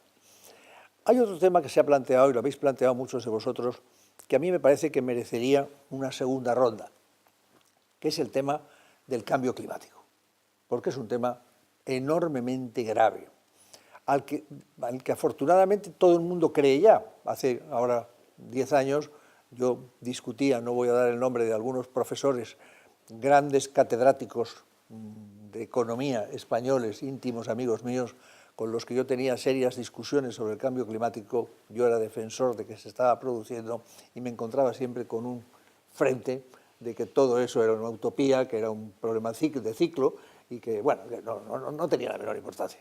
Hoy ya todo el mundo está convencido del tema, pero el cambio climático en el mundo del agua y en el mundo de la agricultura está influyendo ya y está influyendo de modo insospechado. Lo estamos viendo en las primaveras, los inviernos, los veranos, desde hace relativamente poco tiempo. Y a mí me parece que valdría la pena que lo comentarais. E introduzco un último elemento, por si alguno, sobre todo más del mundo de la economía, quiere decir algo, que es el problema del Brexit, del que no se ha mencionado nada, pero que puede tener unas consecuencias enormes sobre la demanda de productos que básicamente vienen del regadío, porque básicamente lo que nosotros estamos exportando hacia el Reino Unido procede en una muy buena medida de productos agroalimentarios del regadío. Y pongo todo esto sobre la mesa, pues más que con ánimo de resolver nada, con ánimo de provocaros a todos. O sea que el que quiera, tú me habías pedido la palabra antes, Pedro, adelante. A ver, yo para liarlo más aún, introduzco un tema que es clave que no hemos sacado nadie, yo sacaba para el debate, que es el tema de los libres mercados de agua. Es decir, en estos momentos lo que existe sobre la mesa es que con el pretexto inicial, que fue de consenso bastante amplio, en tiempos del primer gobierno del señor Aznar, se planteó como los contratos de cesión y los centros de intercambio, como unas estrategias, unas opciones concretísimas para gestionar ciclos de sequía. En sucesivos decretos leyes, la gatera se ha ido ampliando y ya cabe el león completo. Es decir, ya hay libres mercados de agua en este país. De manera que en estos momentos, por ejemplo, incluso la dinámica de trasvases se articula en buena medida, y esto es una cuestión que discutió en el Congreso activamente, con posiciones enfrentadas, ¿no? Se activa a través de libres mercados de agua en los que el Estado no decide la transferencia y por tanto esa transferencia no se introduce en la planificación, se elude la planificación a través de hacer el agua una mercancía. A mí me parece gravísimo desde el punto de vista hidrológico, desde el punto de vista ambiental y desde el punto de vista social, del sentido del agua como bien común, de interés general, etcétera, etcétera. Por tanto, lo introduzco, yo desde luego he introducido, he dejado leyes, reformas de la ley, de las leyes vigentes para llevar esas opciones al estado en que inicialmente se quería, que eran herramientas extraordinarias bajo una regulación pública adecuada, ¿no?, para gestionar ciclos de sequía, no para liberalizar los mercados de agua. Entonces, lo digo por ahí y, desde luego, aquí me alegró mucho de que una nueva oleada de grandes presas y trasvases no pretenda ser la bendita solución frente al cambio climático, pero acabo de venir de un debate en ABC, en donde eso fue lo que se planteó y lo defendieron tres fuerzas políticas con entusiasmo preelectoral, me imagino. Pero quiero decir, que esté fuera de catálogo, no me lo creo porque está vigente, es muy reciente. Y muy vinculado a los mercados de agua, que fue también otro énfasis importante. Respecto a la modernización, vamos a ver, yo creo que lo que se ha dicho aquí yo estoy en gran medida de acuerdo. Tengo algún punto de discrepancia que puede salir a debate, pero me interesa más remarcar que estoy en lo sustancial de acuerdo. Pero voy a matizar el acuerdo. Por ejemplo, el Júcar es verdad que da el único caso que yo conozco, y me disculpáis porque igual desde mi ignorancia hay otros casos, el único caso en donde se hace una modernización, se detraen los caudales ahorrados y se emplean para usos ambientales. El único, y os honra al Júcar, el único, porque yo tengo estudiados, con estudios bien documentados, procesos de modernización, en donde, y además cuidado que no culpo a nadie, si yo fuera regante y me dieran esa opción, yo si dispongo de 10 o de 7 o de 8 y puedo usarlos y sigo pudiendo usarlos, pues obviamente cambio el modelo de cultivo a otro más rentable, meto doble cosecha y el resultado final es de mantenimiento de la demanda o incluso de crecimiento de la demanda. Eso está estudiado en muchos casos. Luego yo diría, ante la polémica, yo no negaría que todavía en la modernización tenemos que hacer cosas interesantes, como la regulación en tránsito, fundamentalmente, más que por el ahorro, por el modelo de trabajo, por pasar del riego a turno a riego a la demanda como una forma de incentivar que los jóvenes se hagan cargo de la explotación del padre. Si no, a las 3 de la mañana no van a dejar la discoteca para ir a levantar la tajadera. Así de claro, ¿no? Entonces, a mí me parece interesante, por ahí hay cosas, pero yo pediría una auditoría de lo hecho. Es que no se ha hecho. Es que no tenemos datos fiables de cuál es el balance, y no solo de ahorro o no, sino de todos los demás cosas que son importantes. Y también de costes, porque hay mucha gente que se ha metido en la modernización y se está arruinando. Entonces, yo creo que mereceríamos seguir en ese camino, el camino que quede, pero con una auditoría previamente. Y como no quiero abusar, lo dejo. Y caudales ecológicos, cuidado. Caudales ecológicos no es un sacrificio que hagan. Yo no me refiero a los regantes, me refiero a los usuarios. Por la cuenta que nos trae a los usuarios, y cuanto más usuarios sea, más cuenta nos trae, por lo tanto los regantes, tenemos que recuperar el buen estado cuantitativo y cualitativo de nuestros ecosistemas acuáticos, por la cuenta que nos trae, si somos inteligentes y miramos más allá de lo que pasa hoy o mañana, y pienso en el medio plazo. Y en esos caudales ecológicos, repito, clave fundamental, porque es el elemento inercial más potente de nuestro sistema hidrológico natural, los acuíferos. O sea, claro que tenemos regadíos ilegales, nos da vergüenza decirlo, pero hay regadíos ilegales. En las zonas del Ebro hay un modelo de regadío ilegal que es muy curioso, semi-legalizado, que es el regadío... Sí, no, ya acabo. Sí, sí. Son las extensiones de regadío que se van haciendo de riego deficitario. Que es decir, no tengo agua, pero por si tuviera yo lo hago y se le reconoce regadío. Es una forma de regadío ilegal, que ahora se dice, oye, tengo 15.000, 20.000 hectáreas, legalízamelo, dame agua. Bueno, quiero decir, tenemos cosas que sin ánimo de culpabilizar a nadie, tenemos que hacer un balance de lo positivo y de lo negativo y asumir esto. Bueno, 3 apuntes rápidos, 3 temas que has introducido. Uno es el Brexit. El Brexit a corto plazo puede ser un verdadero desastre si es el Brexit duro para lo que serían nuestros productos de exportación. Otra cuestión es que Reino Unido, por su tradicional apertura a países terceros, Commonwealth y otros países, pues ahí perfectamente Sudáfrica lo está viendo como su plan B. El Brexit está deseando que se dé ese Brexit duro para introducirse en el mercado británico, y luego indirectamente podría entrar producto de Reino Unido, podría filtrarse a Europa en condiciones sanitarias no claramente controladas, por tanto es un elemento a analizar. Segundo, el tema del cambio climático. A ver, tenemos el reto de alimentar una población de 10.000 millones de personas en 2050, en fin, aproximadamente, pero aquí hay que ver que no hay una única vía, no hay una única vía, no hay un santo grial, digamos, ¿no? El santo grial no existe, y una vía, por supuesto, es la mejora tecnológica, que nos va a permitir ahorrar agua, pero también hay que ver otras vías, como cambiar el modelo nutricional.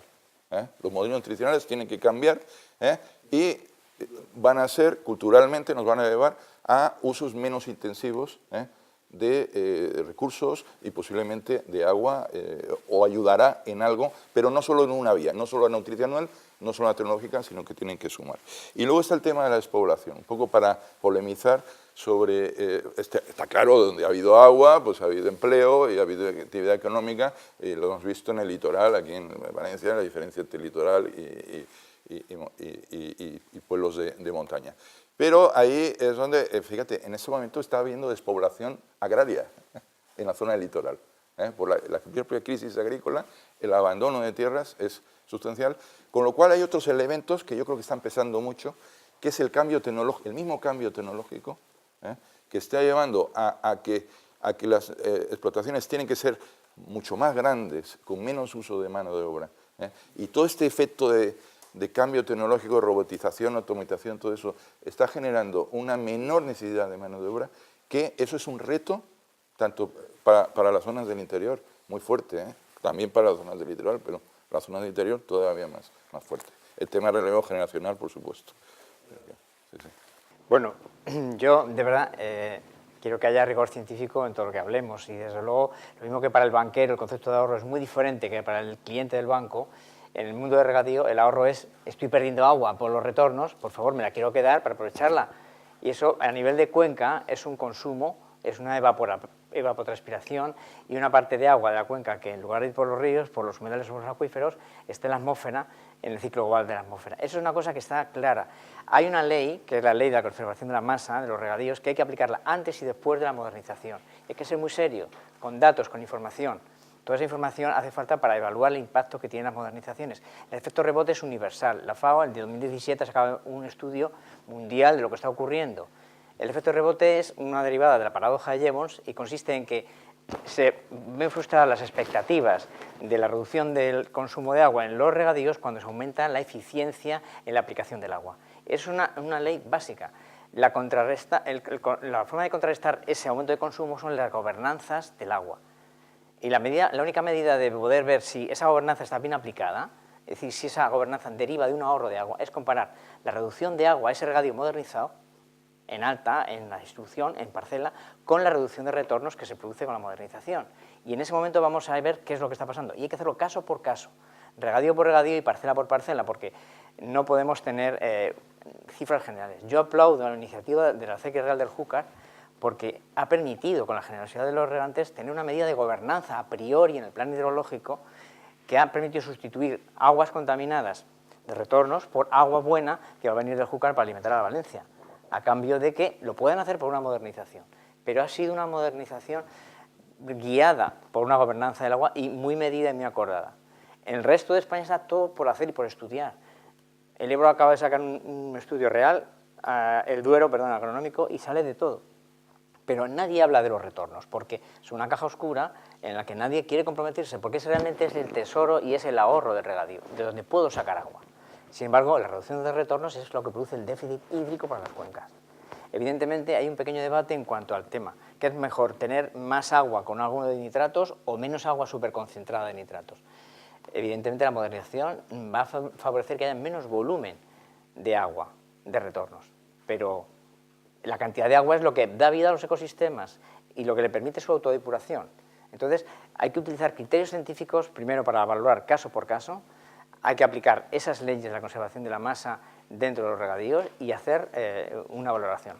Si no hay un plan nacional de regadíos actual es porque se quiere vivir en un marco sin regulación y sin marco y sin coordinar con la normativa de aguas, evidentemente, y eso es mucho más libre, pero no se quieren coger las lecciones aprendidas de la modernización para hacer un buen plan. La clave es reducción de la demanda con muchas técnicas que hay de riego deficitario controlado y otro tipo de cosas que dan más futuro. Y en cuanto al tema de la disponibilidad de alimentos, la FAO ha dicho que tenemos alimentos para alimentar a 12.000 millones de personas actualmente, que hay un 40% en las sociedades actuales, modernas, de desperdicio en los hogares, pero también otro 40% en el medio agrario. Y hay que empezar por reducir, el controlar la producción a través de estrategias inteligentes, mejorar el valor añadido, etcétera, antes de que sigamos explotando los recursos hídricos innecesariamente, porque tenemos los recursos para hacerlo con el mismo agua o con menos, más cantidad de producción y más eficaz.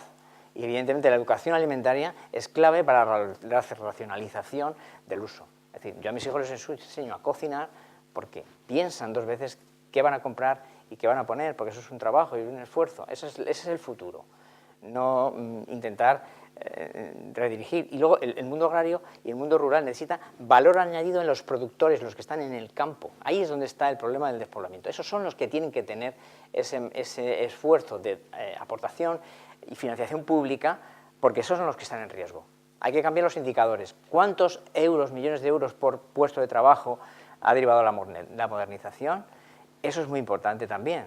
Entonces, todo eso hay que ponerlo encima de la mesa y calcularlo y medirlo bien. No solamente grandes palabras que al final, bueno, pues suenan muy bien, pero hay que ir con datos reales. Muchas gracias y perdonad la vehemencia. Trato de ser breve, Juan, para... a ver, varios apuntes con respecto a las situaciones, a comentarios que han salido. En primer lugar, en relación con el cambio climático, efectivamente yo creo que es incuestionable con la incertidumbre asociada a los diferentes estudios, pero que todos apuntan en la dirección de que incuestionablemente hay una reducción de precipitación que se va transformando en una reducción de la escorrentía incuestionablemente. Como decía Pedro...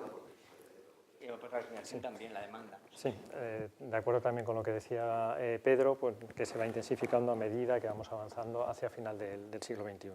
Entonces, cuando yo me refería antes a que la demanda agraria en particular estaba esencialmente bien atendida, salvo unas determinadas zonas en España, me estaba refiriendo a la situación actual con las hipótesis del cambio climático. Efectivamente, esa situación de no buena atención puede extenderse no solamente al arco mediterráneo sur, sino también extenderse a otras zonas. De ahí, desde mi punto de vista, el interés, teniendo en cuenta todo lo que ha comentado Alberto también, de seguir con políticas de modernización de regadíos, teniendo en cuenta el punto de vista del ahorro de agua, en tanto en cuanto pueden contribuir como medida de adaptación en ese sentido.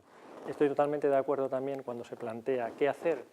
O sea, ahora mismo ya tenemos un problema, es decir, tenemos una serie de cuencas, básicamente Júcar hacia abajo, Júcar no cuenca no demarcación del Júcar, sino del río Júcar hacia abajo, digamos hasta Almería, básicamente, en la que ahora mismo ya hay un problema, si se quiere mantener la agricultura que hay, de que no hay suficiente atención, suficientes recursos propios para atender esa demanda. Entonces, yo planteaba antes que veía que no había soluciones buenas ni malas, sino que se trataba de integrar todas las soluciones posibles, pero teniendo en cuenta las posibilidades de cada uno. Es decir, la modernización de regadíos, como muy bien decía Alberto, desde el punto de vista de ahorro de agua, me va a generar un ahorro de agua que es discutible desde el punto de vista de la cuenca. ¿Qué quiero decir con discutible desde el punto de vista de la cuenca? Que va a circular más agua por el río, pero mi agua que tengo en la cuenca es la que tengo. No voy a generar un recurso adicional. En general, salvo que esté en una zona costera, que pueda aprovechar ese agua que antes no aprovechaba. La reutilización, que puede ser otro nudo gordiano importante, pues tenemos el mismo problema, salvo que esté en zonas costeras, lo que me va a aportar va a ser, desde el punto de vista de Estado, me puede mejorar, pero desde el punto de vista de recurso cuantitativo no me va a suponer un incremento, salvo, insisto, que esté en zonas costeras. Entonces, si el Plan Nacional del 2010 evaluaba, grosso modo, teniendo en cuenta todos los horizontes, 1.000 hectómetros cúbicos de reutilización, de eso habría que ver el potencial, habría que ver lo que está en la zona costera que realmente me puede suponer un incremento, y eso se reduce sustancialmente las posibilidades. Tenemos la desalinización como fuente tan posible de recursos, como bien ha comentado Pedro, eso tiene sentido en la costa para determinados usos, y si quiero llevármela hacia el interior o voy a un sistema integrado, o si no, no tiene sentido, porque vamos, a las pruebas nos podemos remitir de la experiencia existente. Entonces creo que a la hora de plantear qué es lo que hay que hacer, insisto, me parece esencial integrar todas las fuentes, ir a esa visión. Cuidado, para integrar todas las fuentes, un apunte también que no hemos hablado muy poco de gobernanza, pero creo que es esencial de cara a fomentar la eficiencia en el uso de agua y a garantizar la coherencia en el uso del agua, reforzar el papel de los organismos de cuenca, de las confederaciones hidrográficas o de la administración equivalente en el caso de las cuencas internas, para lograr esa optimización en el uso eficiente del agua. Termino. Un minuto. En relación con lo que se ha comentado de los mercados del agua, por lo que a lo mejor se pudiera asimilar esto que digo de la integración de todas las fuentes al mercado del agua, en ningún momento estoy planteando eso. Lo que planteo es, por supuesto, un control público de este sistema integrado, en el que todo se hace bajo la supervisión bien del organismo de cuenca o bien del organismo público creado ad hoc para esto.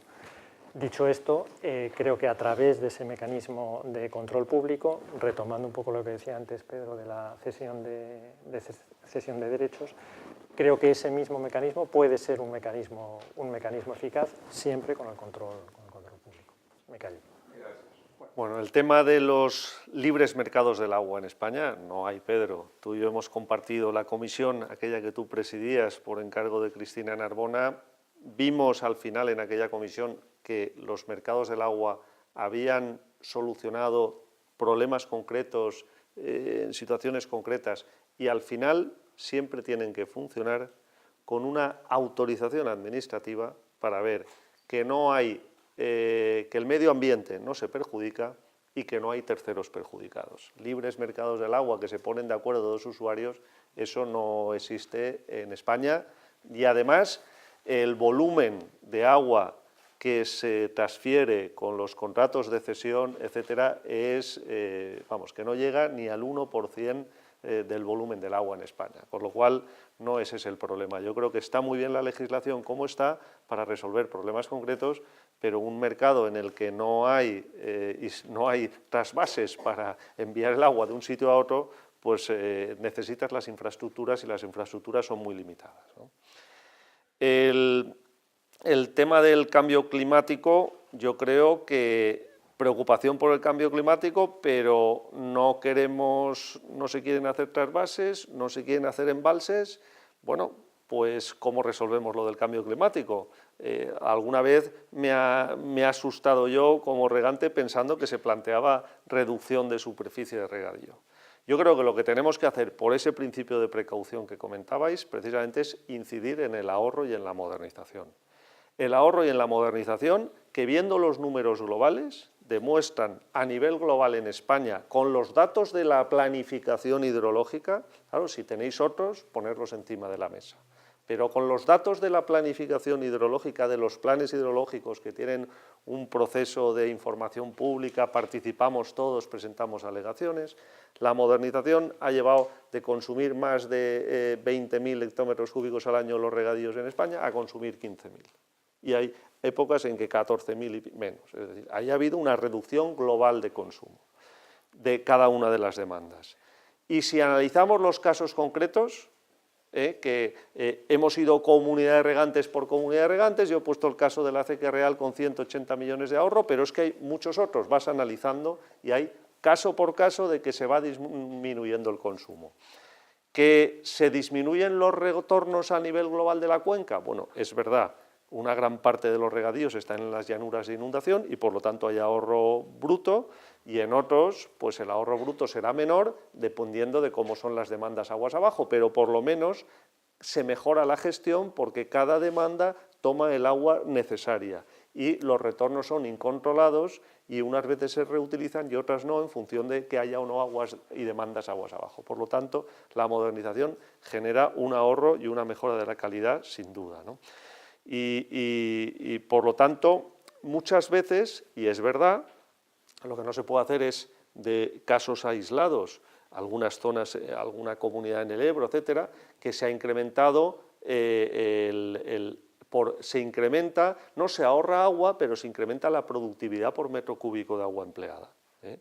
Y eso es positivo para todos y tenemos que, eso es beneficioso para el interés general, que una comunidad de regantes modernizada consuma el mismo volumen de agua porque no sube o baja la comunidad su consumo con lo que quiere, tiene unas concesiones con un volumen máximo anual y dentro de ese volumen máximo anual incrementa la producción, pero esos son casos excepcionales. En la mayoría de los casos se ahorra agua. Es que en la mayoría de los casos, cuando efecto rebote, decimos, pero si es que el regadío tiene otro regadío al lado, no puede ampliar su superficie.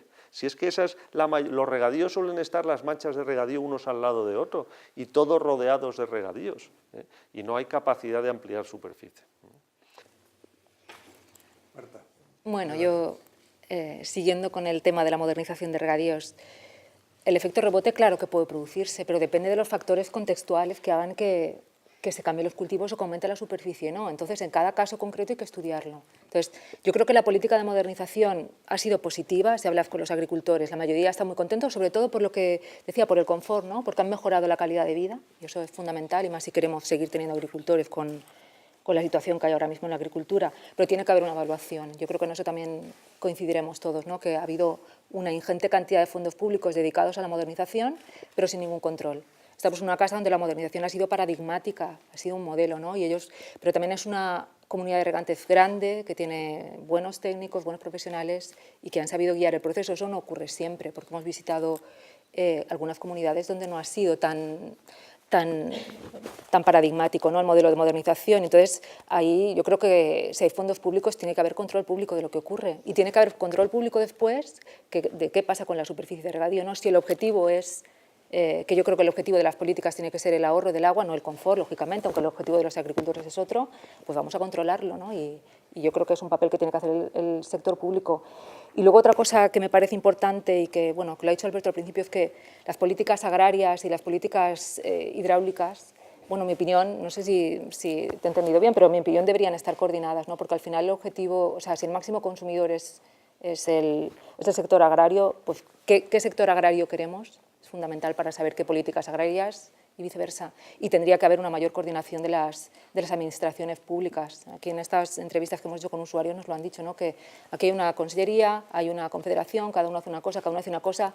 La consellería hace la modernización, pero la confederación no se entera o se entera cuando pasa por allí. O sea, que debería, creemos que mejoraría mucho la eficiencia también en el sector si se produjese una mejor coordinación. Y yo creo que vamos a coincidir también todos en que para abordar el tema del cambio climático y todos los problemas que nos vienen, investigación, desarrollo y transferencia son fundamentales, ¿no? Y el papel que tenemos las universidades en ese punto, pues yo creo que va a ser fundamental, ¿no? Nuevos cultivos, nuevas técnicas de riego, para poder abordar el problema que se nos viene ya encima. Y nada más. Julián, gracias. Antes de darte la palabra, déjame que haga un comentario avalando lo que acaba de decir Marta. En los últimos 10 años, la competencia sobre los regadíos y el agua ha estado en el Ministerio de Fomento, en el Ministerio de Agricultura, perdón, en el Ministerio de Medio Ambiente, en el Ministerio de Agricultura y ahora en Transición Ecológica. En 10 años ha pasado por 4 ministerios. Y eso todos sabemos, bueno, y aparte de eso, 17 comunidades autónomas, en virtud del famoso artículo de la Constitución que determina las confederaciones donde están. Pero no voy a entrar en eso, solamente entre ministerios, en 4 ministerios en 10 años. Perdona, Julián, adelante. Bueno, yo brevemente, confirma lo que tú dices del desorden. el último ya, ¿no? Sí. Bueno, eso tengo la ventaja. Como eres el último, tienes 2 minutos. Muy bien. Pues no contesto a tus cosas. Y les voy a contestar. La primera, el aspecto global. Sobre la alimentación de esa población que está creciendo y va a crecer. La postura de la FAO, por lo menos hasta que yo me jubilé hace unos años en la División de Tierras y Aguas de la FAO, es la doble vía. Una doble vía de distribuir mucho mejor y aprovechar mucho mejor los alimentos que se tienen, que es en lo que todos hemos hablado y en donde la educación es fundamental. La educación y no sé, la difusión de ideas sencillas pero aplicables. Pero es una doble vía. La segunda vía, y va en contra de la opinión de que hay alimentos suficientes, es que no los hay. Hay que seguir produciendo más alimentos, sobre todo en países en desarrollo, en donde el comercio pues, es más difícil, etc. Lo que ha dicho Jaime Lamo de las tierras y las aguas. Las tierras, todavía hay disponibilidad de tierra, sobre todo las de secano que se dejan porque no son rentables. Es decir, hay un banco de tierras de lo que se va abandonando del secano, que evidentemente, como ha dicho Lamo, no se hace en el regadío. Y el tercero es el agua. El agua, que creo que has dicho es la que hay en régimen natural, pero regulada, que es la utilizable por los regantes, queda un trecho enorme, fundamentalmente en 2 regiones, Centroamérica y Sudamérica. Hay enormes recursos hídricos no regulados, y en el África subsahariana, donde hay un enorme también recurso. Es lo que se llama esa sequía, no es sequía física, porque hay mucha agua, pero es sequía económica que no está disponible. Entonces yo creo que a nivel global hay que ir, creo que la FAO no lo sea actualmente en estos últimos años, por esa doble vía. En la cuestión de embalses, afortunadamente España ha tenido una política de infraestructuras en el siglo XX ejemplar, y ejemplar en el mundo, y yo lo veo con mi visión que he tenido de años en la FAO, y no solo de hacer presas, sino de gestionar el agua, que son las confederaciones hidrográficas. Modelo a seguir en todo el mundo. Y las comunidades de regantes, modelo a seguir en todo el mundo. 2, no digo que inventos españoles, pero españoles de primera línea. No hay que hacer mucho más embalses, pero a mí me gusta mucho la concreción. El recrecimiento del embalse de Yesa, de la presa de Yesa, es fundamental para terminar Bardenas 1 y para abastecer Zaragoza de agua de muy buena calidad. Un recrecimiento del embalse de Yesa que lleva eternizándose. No es una gran presa, es un recrecimiento. El embalse de Viscarroés es esencial para terminar Monegros 2, otro embalse que son pequeñas, pongo 2 nada más. En Salamanca, en la zona regable de la Armuña, está terminado el último azud de almacenamiento y regulación, que es el Azud de Lobón y el embalse de la Armuña a las Calendas griegas, con unas tierras fabulosas y una demanda para ser transformadas en regadío. Asuntos de trasvases, no podemos generalizar. Yo no voy a comentar el Tajo Segura porque nunca he trabajado en él, pero la interconexión o trasvase de 8 metros cúbicos por segundo desde el Ebro a Tarragona, yo creo que es de las cosas que mejor se han hecho en el año 82, creo que son de las mejores cosas que se han hecho en cosa hidráulica en España. Ha permitido abastecer a una población con un desarrollo industrial entre Reus y Tarragona. Y la compensación que han tenido los regantes es que con el dinero que recibieron revistieron sus canales principales y la red de acequias. Con lo cual prácticamente al arroz le ha seguido llegando el mismo agua. Esos 8 metros cúbicos por segundo que cede, fundamentales para la industria y el medio urbano de Tarragona-Reus. Entonces creo que la interconexión en esa política global de verlo todo, no hay que demonizar nada, hay algunos que son estupendos, como ese, en mi opinión. El cambio climático, que era la otra cuestión. Bueno, a mí la palabra cambio climático, no sé si por mi deformación de estudios de geología, me parece una cosa de cambios de miles de años, y ahora estamos hablando de un cambio de 100 años. Lo que yo creo que es una variabilidad climática, veremos si se consolida durante miles de años ese cambio, es una variabilidad climática acentuada. ¿Por qué? Por la contaminación de la atmósfera. Entonces, todo lo que vaya a descontaminar la atmósfera a mí me parece muy bien. Descontaminar la atmósfera. Pero esa variabilidad climática pues me está pidiendo lo que ha hecho España durante el siglo XX, regular más. Y eso de presas vacías no se puede generalizar, que es lo que veo yo en la prensa. Se generalizan conceptos. Están vacías muchas presas del Júcar y del Segura, de la vertiente mediterránea, pero no de la Atlántica. Y de la Atlántica, el Duero y el Ebro siguen teniendo baja regulación.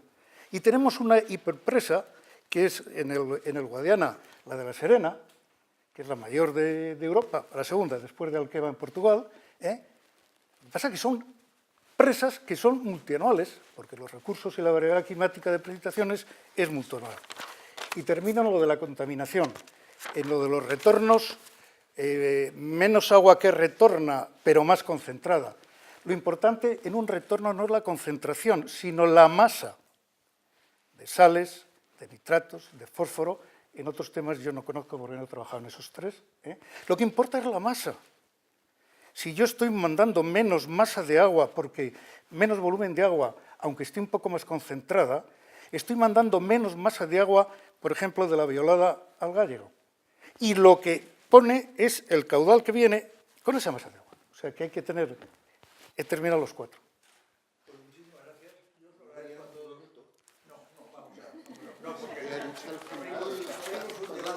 abriríamos un debate en ese caso, ya te veo, sobre los embalses y sobre un embalse, el de Yesa, ya te he visto.